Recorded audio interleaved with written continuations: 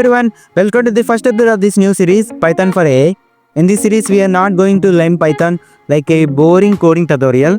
We will learn it in a way that connects with artificial intelligence, and it starts from basics to building real AI projects. And also, I'm going to explain with real world examples. Today's episode is from stats. That means no coding background is required. It just needs your curiosity, interest, and internet browser. Let's start. So guys, we need to go Google Colab. In Google Colab, Python is pre-installed. Here click new notebook. Now we need to give code. In every language, hello world is prediction, but we are giving hello AI world. Print is a command in Python that tells the computer to show something on the screen. Whatever you write inside the codes, Python will display, like teaching the computer to talk. You might ask, why Python? Well, imagine you are teaching something to kid versus a professor. Other languages, you need to speak like a professor. Complex and lot of restrictions. But with Python, you need to teach like a kid. Easy, direct and simple. That's why AI researchers love Python.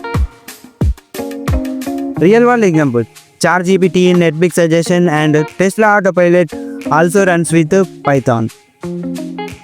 I wrote a code where we are initializing name is equal to Bharath, means we are storing the word Bharath inside a box called name.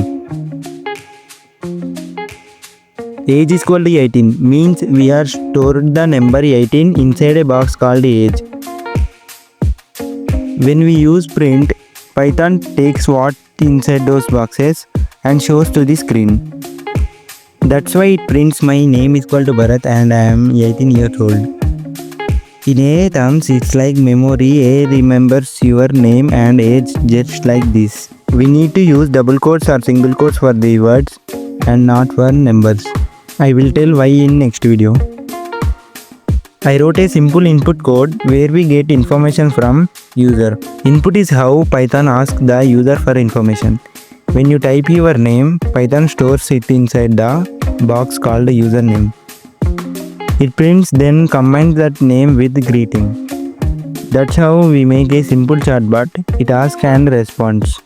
In before code, we predefined the name, but in this, input takes from the user and store it in the username box. Then it prints the username by print statement. Today you just wrote your first Python program in Google Colab. We'll end on this video how to use Google Colab, print statement and input example and variables. In next video we will go deeper in Python basics.